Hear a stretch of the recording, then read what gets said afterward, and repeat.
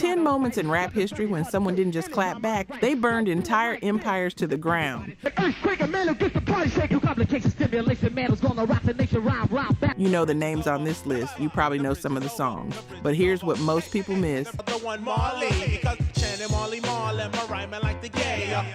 The story behind the revenge is always bigger than the record. The betrayal came first. I'll need a partner to swing. Keep your eyes on the Kool J ring. Shooting the kid. The exploitation came first. The dismissal came first. And then, when the people who thought they got away with it least expected it, somebody came back with something that didn't just answer the question. It erased the person asking it. These aren't just diss tracks. These are case studies in what happens when you push the wrong person one time too many. And we're counting them down from 10. Number 10, Roxanne Shanté, Roxanne's Revenge, 1984. Here's where the whole thing started. Not in a studio with a budget. Not between two label-backed rap groups with lawyers and managers. It started outside a housing project in Queensbridge, Queens, with a 14-year-old girl, a tape recorder, and about 15 minutes of uninterrupted rage. And she did the whole thing in one take. UTFO drops. Roxanne, Roxanne. 3 grown men rapping about a woman who wouldn't give them the time of day. Song's a hit. They're happy. They've moved on. And then they canceled a show that Mr. Magic and Marley Marl had promoted for them. Left the whole thing hanging. Marl is outside the Queensbridge projects venting about it when a 14-year-old named Lolita Gooden walks up and says, "I'll do a response record on them. Let me add it." Marley Marl said okay. They went upstairs. Roxanne Shanté freestyled the entire track in 17-minute take over UTFO's own beat. Taped it, pressed 100 copies to wax, put it on the streets. And here's what gets me every time. UTFO had a full label behind them. They had resources, they had producers, they had everything. And they got absolutely dismantled by a 14-year-old girl who recorded her response in someone's apartment on a cassette machine. No studio, no second takes. One shot, they tried to respond. They created the real Roxanne. Then 30 other artists jumped in. Over 100 response records came out from that one moment. The entire Roxanne Wars. You need to cut it out because it's all in your mind. Trying to be like me, yeah, it is very hard. Hip-hop had never seen anything like it, and it all started because UTFO dismissed the wrong girl. If you've ever been told you're too young, too small, too unknown to even be in the conversation, Roxanne Shanté's story hits different. Always right. I have the freshest rhymes that I do recite, and after that, she didn't just respond. She invented what it means to respond, and the culture has never been the same. Make no sense. You thought you was cute, yeah, you thought you was a prince. You're walking down the block. Number 9, Kool Moe Dee versus Busy B Starsky, Harlem World, December 1981. I'm one of a kind. If you search real hard, I'm sure you'll find ain't another MC. KRS-One said it best. If Kool Moe Dee had lost that battle, nothing we're saying today would exist. I don't think that's an exaggeration. I think that's the literal truth.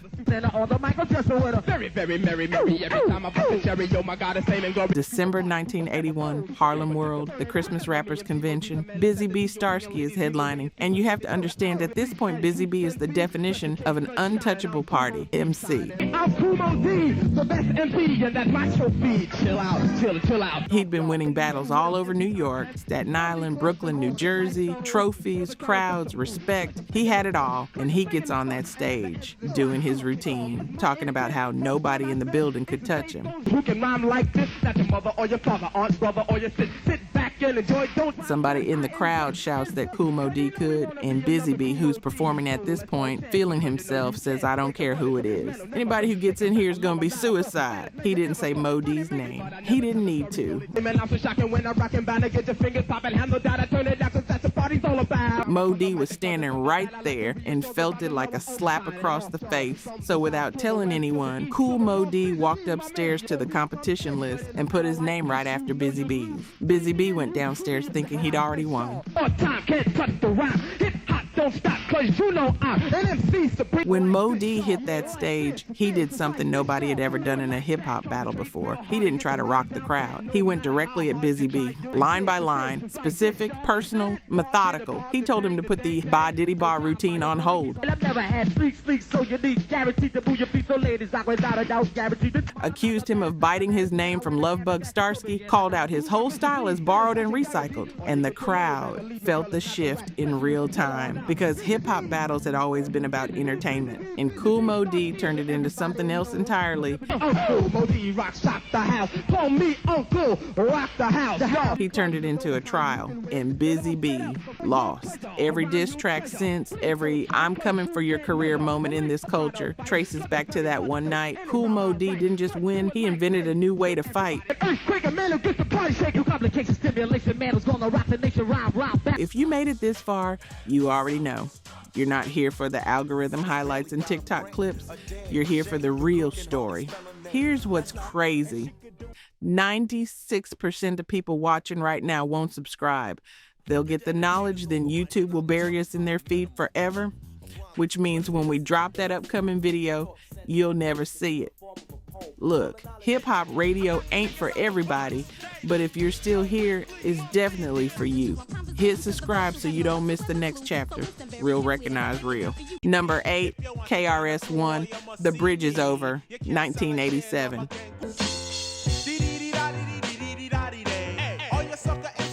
Sometimes the revenge isn't about one person. Sometimes it's about an entire crew, a radio empire, and a personal score that had been building since someone told you your demo tape was garbage.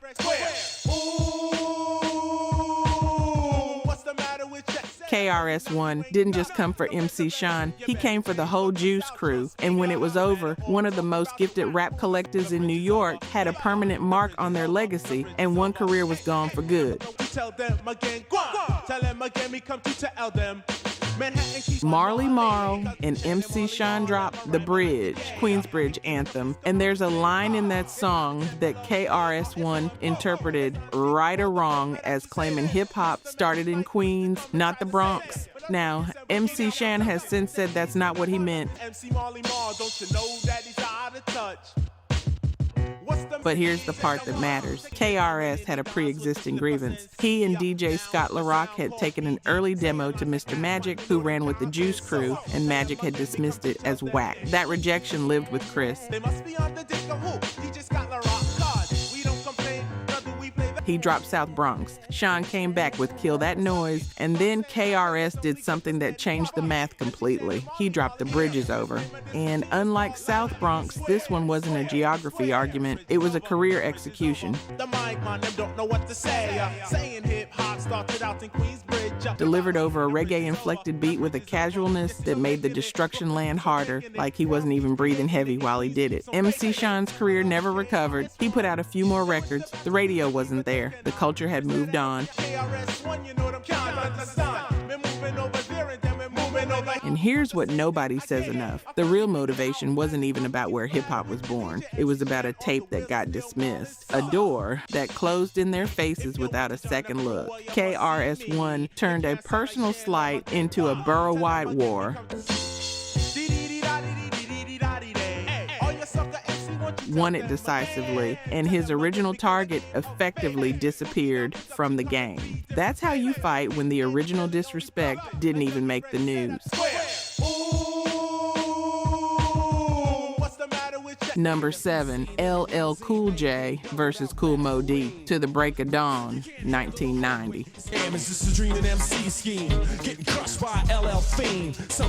This one gets overlooked in the conversation about legendary beefs, and I think that's a mistake, because what LL Cool J did to Kool Moe Dee over the course of 3 years is one of the cleanest examples of generational revenge in hip-hop history. You little snake in the grass, you swing a hammer but you couldn't break a glass. Give me a Old school versus new school, and the new school refused to bend. Kool Moe Dee, the same man who invented lyrical battle rap right there in Harlem World, puts out an album called How You Like Me Now. The cover has a red Kangol hat, LL's signature being crushed under the wheels of a Jeep.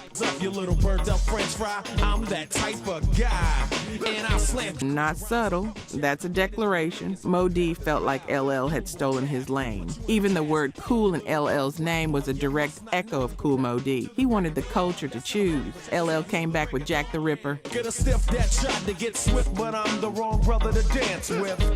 LL came back with Jack the Ripper. Moe Dee responded with Let's Go. LL fired back with Jinglin' Baby. And then LL went quiet for a minute, long enough that some people started saying maybe Moe Dee had won the older head versus youngster argument. Then 1990, Mama Said Knock You Out, one of the greatest comeback albums ever made, and inside it, To the Break of Dawn. In one song, LL went at Kool Moe Dee, MC Hammer, and Ice-T simultaneously. For Moe Dee specifically, he mocked the Star Trek shades. But you just don't shoot it right. You couldn't bust a grape in a fruit fight. Reminded everybody who the culture was choosing and put it all on an album at the peak of his relevance. The timing was the cruelest part. Moe Dee responded with Death Blow in 1991. Nobody played it. The streets had already moved on. An animal that kills. I'm like a shark with blood coming out the gills. And Kool Moe Dee, one of the most important architects of this art form, never recovered his commercial standing. In hip-hop, the most brutal thing you can do to someone whose whole identity was being the most forward is make them look like yesterday. LL did that and then kept going. Number 6, Dr. Dre. Dre Day, The Chronic, 1992. Imagine this. You wrote the lyrics that built the group. You helped craft the sound that changed the entire direction of rap music. You helped make the most dangerous group in America. And when it's time to collect what's owed to you, they keep your money, keep your masters, and laugh while they're doing it. Now imagine what happens next. Luke's bending over, so Luke's getting stuck, Buster. Dr. Dre didn't just leave Ruthless Records. He took his revenge to the top of the Billboard charts and kept it there for a year. This is 1991. Dre's leaving Ruthless after years of what he described as financial exploitation by Eazy-E and manager Jerry Heller. So strap on your Compton hat, your lopes, and watch your back, cause you might get smoked. And walking away wasn't clean. Ruthless held his contract, held his leverage, and both Eazy and Heller made it known they thought he was replaceable. Some people told him to stay quiet, take the check, don't make it messy. He had other plans. Right back at you. Now, you wanna step up and get your cranium cracked. He links with Suge Knight. They form Death Row Records. And then Dre goes into the studio and makes The Chronic, one of the 5 most influential rap albums in the history of this music. And right in the center of it, Fuck with Dre Day. Snoop on the hook, Dre on the production. Forgot, let you slide. Let me ride, just another homicide. And a laser-targeted destruction of Eazy-E and Jerry Heller that plays on every radio station in America. Here's the part that doesn't get said enough.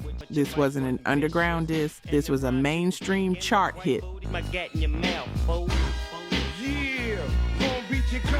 Which meant Eazy had to hear it in every car, every barbershop, every club, had to watch it climb while his former producer's face was on every magazine cover, and The Chronic proved, without any argument, that the talent was portable.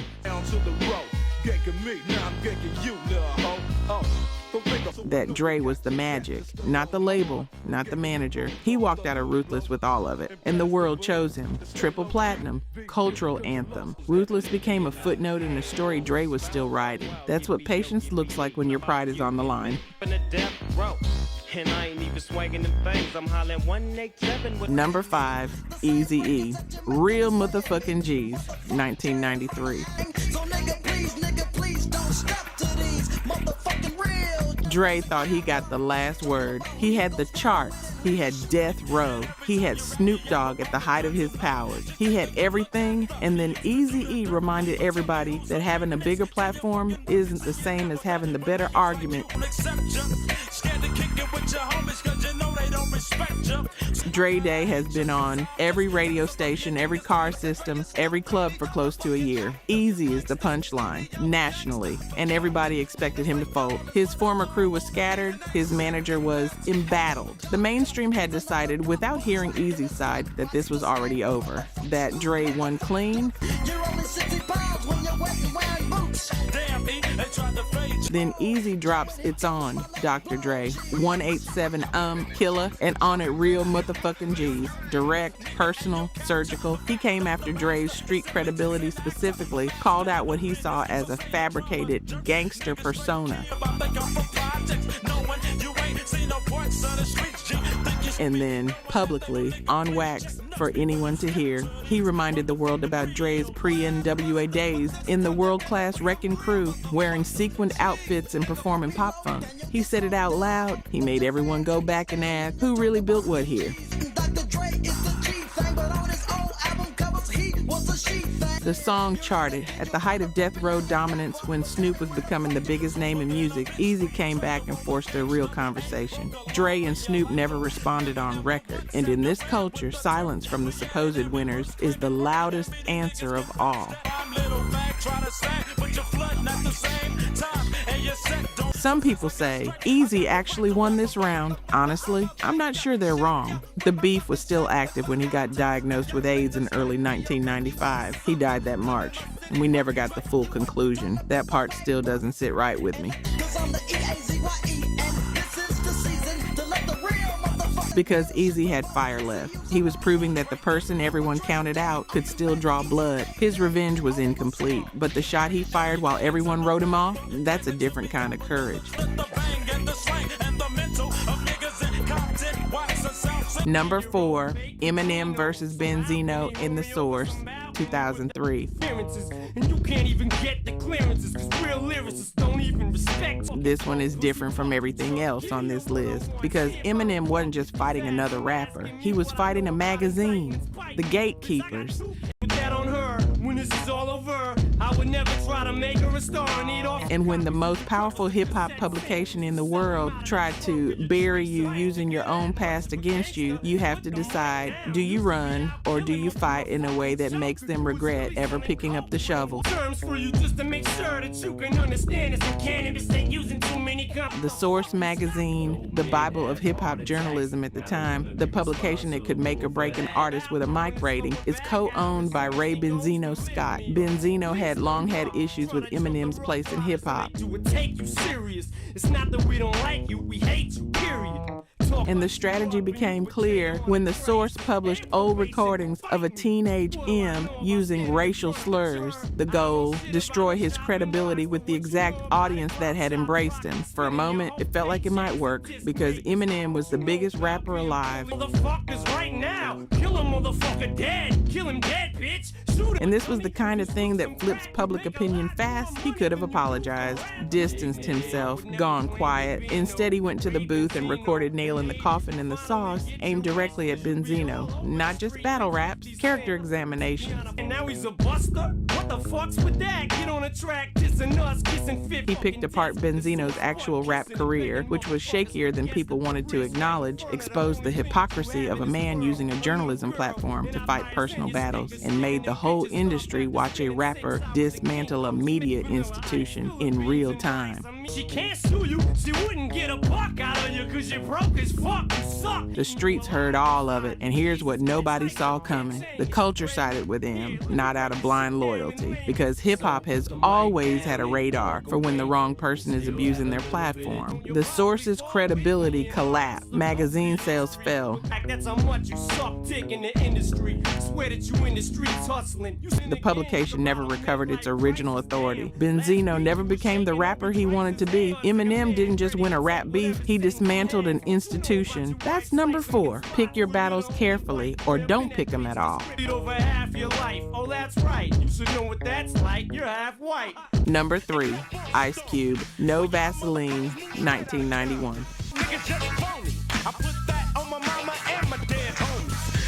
October 1991, Death Certificate, track 20, the last song on the album, then 5 Minutes of War. Here's the full setup. Ice Cube leaves N.W.A. in 1989 over money. He wrote bars for Eazy-E's entire solo debut for $32,000 and never even received official confirmation of his N.W.A. membership on his contract. He goes to New York, links with the Bomb Squad from Public Enemy, makes America's Most Wanted platinum classic.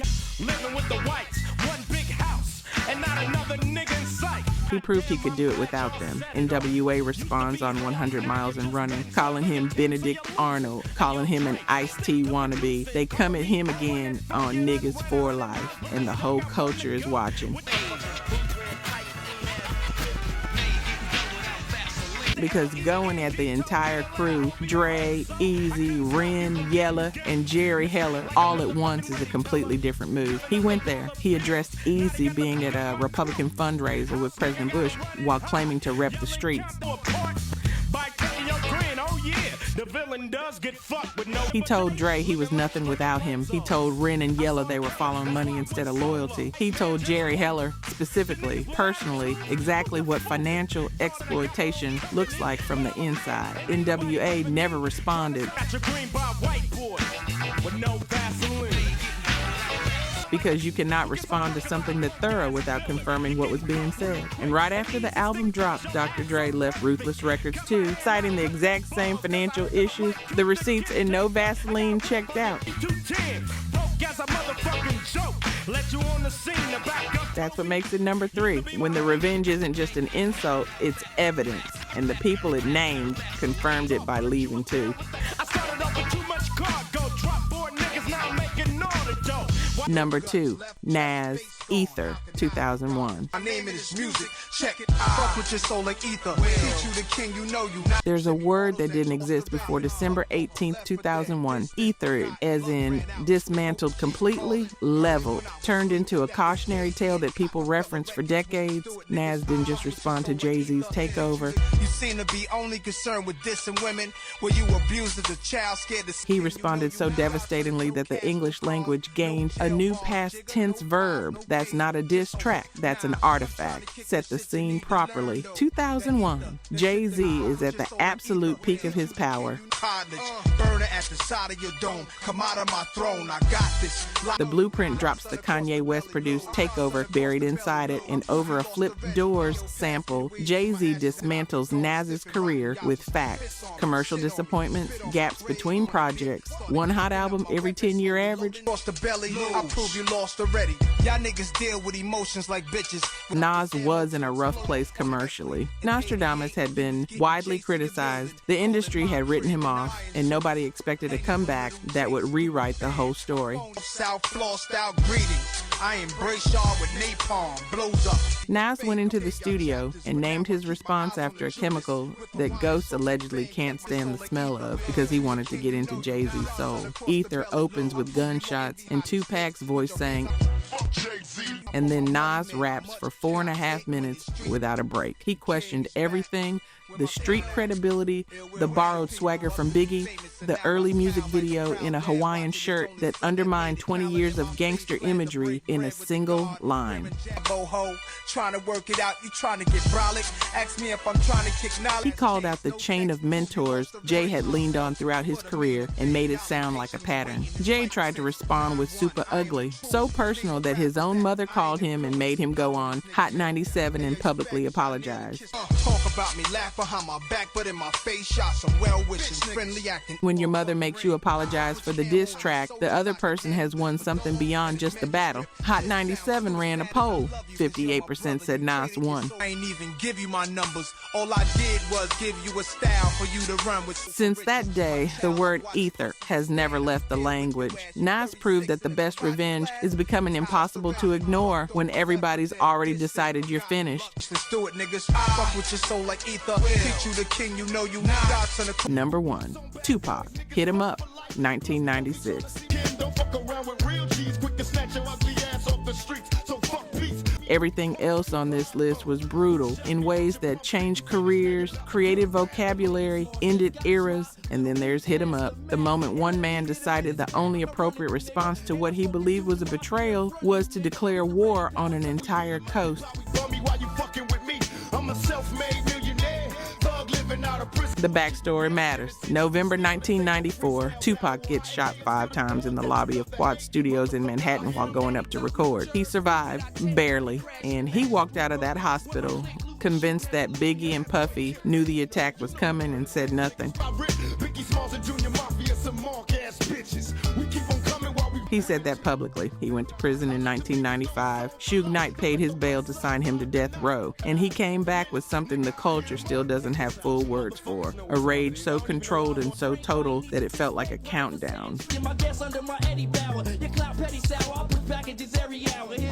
June 4th, 1996, Hit 'Em Up drops as the B-side to How Do You Want It. Within hours, it's everywhere because the very first thing Tupac says is a claim about Biggie's wife, Faith Evans, and then he spent the rest of the song threatening every person associated with Bad Boy, Biggie, Puffy, Mobb Deep, Junior Mafia, Lil' Kim, individually with specifics. He told them all he was coming, and he said it with a zero consequence conviction that made people actually afraid. Some of y'all heard Hit 'Em Up for the first time in a very specific place, a car, a friend's room, late night radio. You know exactly where you were.